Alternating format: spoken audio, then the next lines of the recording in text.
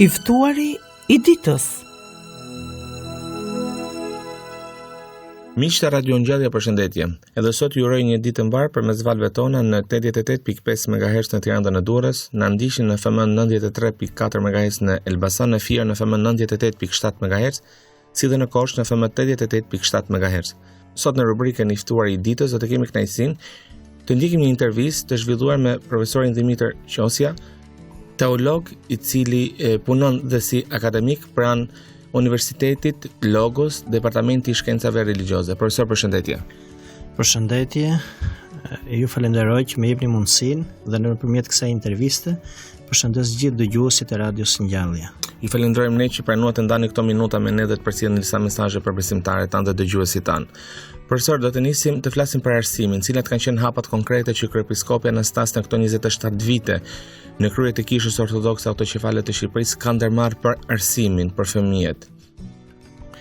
Atëherë, siç e dim, Kisha Orthodhokse Autoqefale e Shqipërisë I ka dhënë një rëndësi të veçantë arsimit të brezit të ri, duke filluar që nga mosha më e vogël, themi nga kopshtet edhe deri tek më të ajo që është më e larta në kuadrin e një universiteti. Kështu që më njëherë sa po erdhi në Shqipëri, tregoi një interes të veçantë për krijimin dhe themelimin e seminarit teologjik në Durrës dhe pastaj me kopshtet në rrethet të ndryshme të Shqipërisë dhe gradualisht duke rritur dhe duke treguar një interes për çdo person që është interesuar të arsimohet në të gjitha aspektet, kemi sot mjaft kopshte në Shqipëri që juve besoj I keni trajtuar se sa është numri I tyre, për shkolla të mesme, për Universitetin Logos me disa departamente, disa deg, të cilët japin një vlerësim të madh për shoqërinë tonë, për komunitetin tonë ortodoks dhe për kombin në përgjithësi. Me përmendet hapja seminarit, sa I domosdoshëm ishte hapja seminarit në Shën Vlash për klerike të rinj. Kujtojmë që në vitet kur kryepiskopi shkeli në Shqipëri gjeti një numër shumë të vogël klerikësh, apo jo? Atëherë, ashtu siç thatë dhe juve, menjëherë sa po erdhi në Shqipëri gjenti shumë pak klerik, një numër shumë I vogël, edhe në madje në pamundësi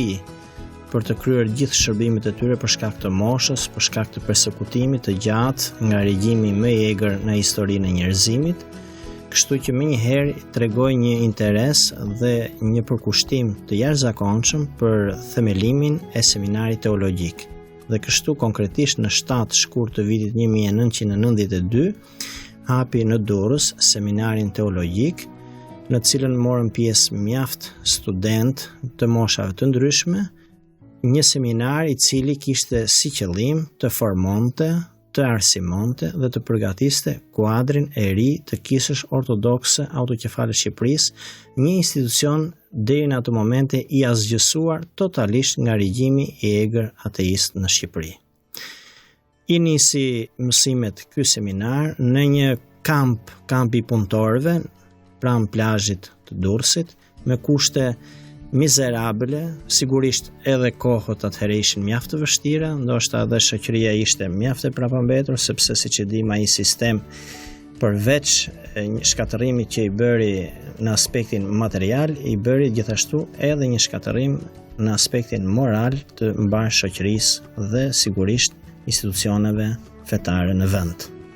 Pastaj në 96-ën të detyruar për të kaluar këtu në këtë ambient ku ne jemi sot në Shën Vlash me një ambient të ri, një kompleks të ri, bashkohor, ndër të veçanta do thonim në Shqipëri, në cilën institucioni I lartë tashmë arsimor teologjik në Shqipëri, një institucion unik për Shqipërinë për sa I takon komunitetit ortodoks, në të cilën arsimohen të rinjt dhe që I shërbejnë komunitetit ortodoks, por dhe shoqërisë në përgjithësi. Nga viti 1992 deri në ditët e sotme që flasim, janë diplomuar më shumë se 350 studentë, të cilët pjesa më e madhe e tyre shërbejnë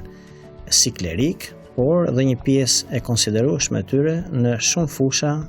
japin kontributin e tyre për kishën, për komunitetin ortodoks, por edhe për shoqërinë në përgjithësi. Sigurisht mund të ketë dhe elemente të cilët janë integruar në aspekte të tjera, por siç e dimë, jemi një shoqëri e lirë, ku respektohet liria sot themi e besimit si princip bazë për gjitha pikpamjet e lirive civile dhe atyre të tjera politike. Kemi kalimin nga seminar në universitet. Cili është rëndësia e këtij zhvillimi? Atëherë fillimisht tash në një nevojë që të niste ky seminar këtu në Shqipëri për kuadrin e ri emergjent në atë periudhë, gradualisht është e nevojshme vazhdimisht që të rritet niveli i të arsimuarve të përgjigjen sfidave të shoqërisë e cila është në ndryshim e sipër vazhdimisht.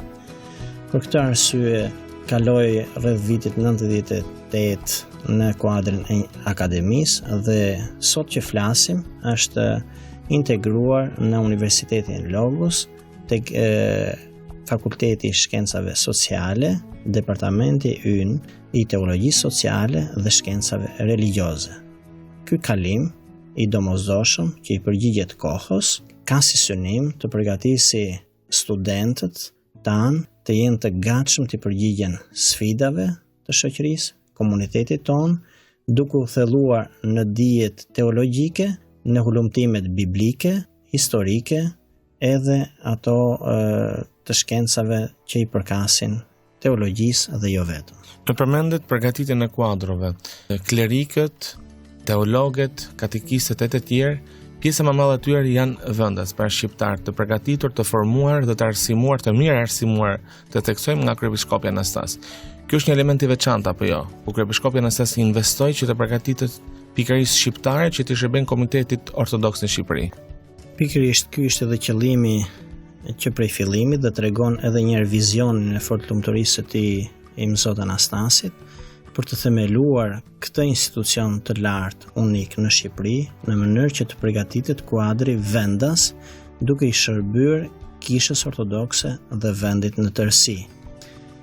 Kështu që jemi të vetmi do thonë komunitet që prej fillimit dhe gjithë kuadri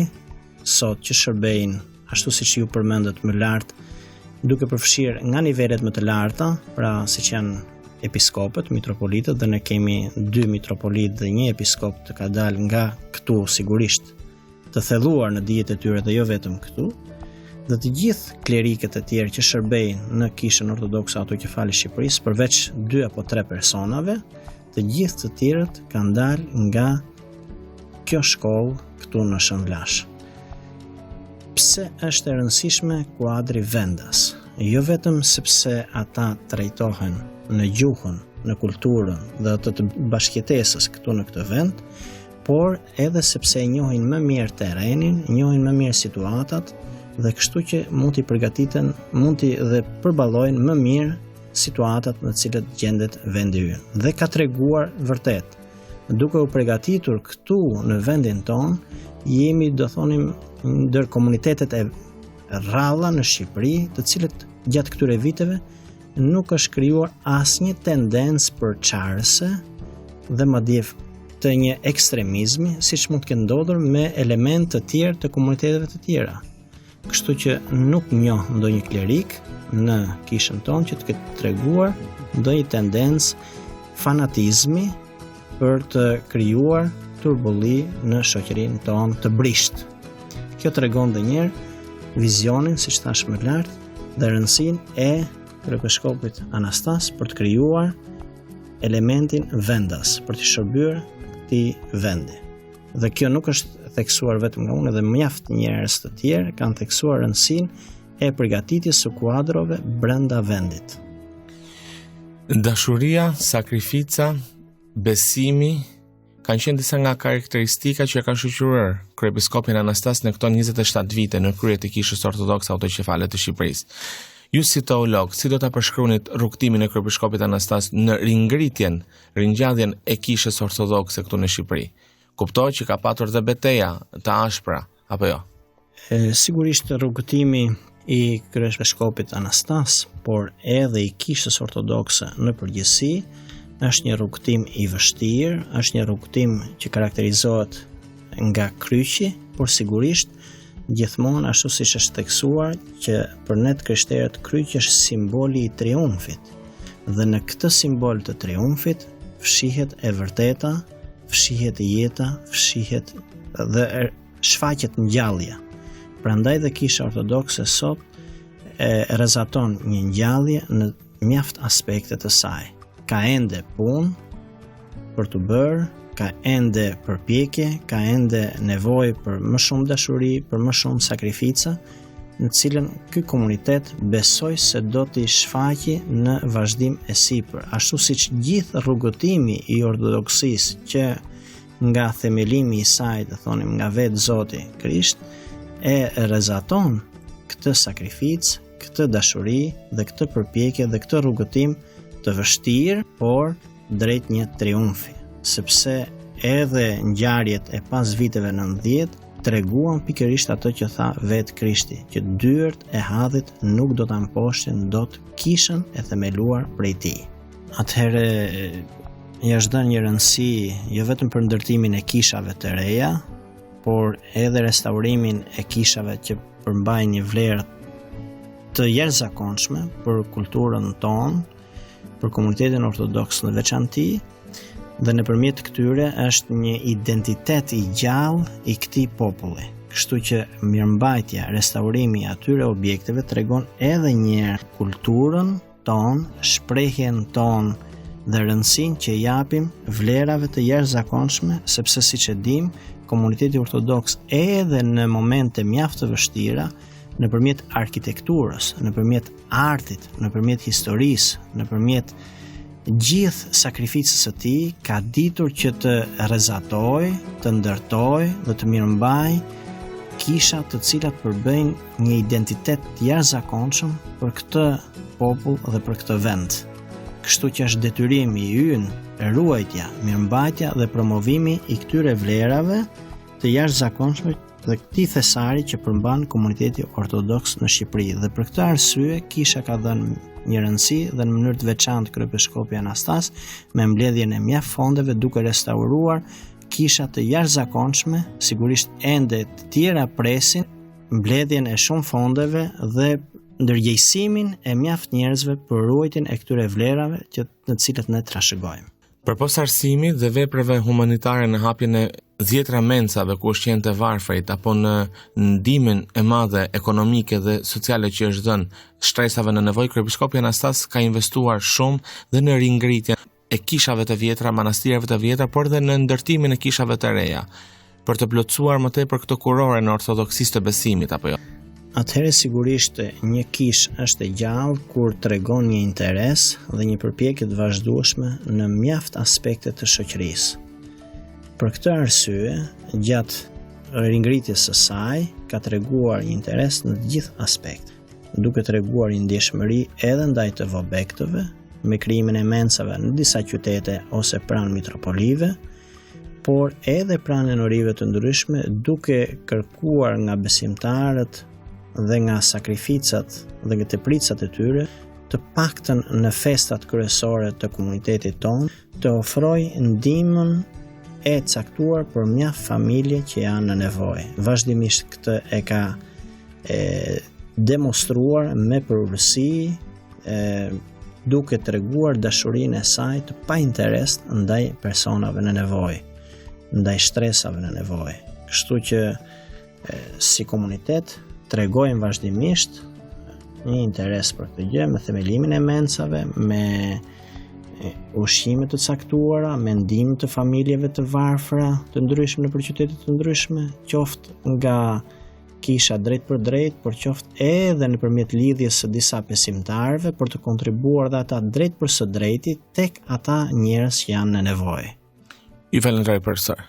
Edhe unë ju falenderoj, edhe njerë ju përshëndes dhe nëpërmjet jush mikrofonit tuaj të gjithë dëgjuesit e radios Ngjallja. Faleminderit. Faleminderit juve.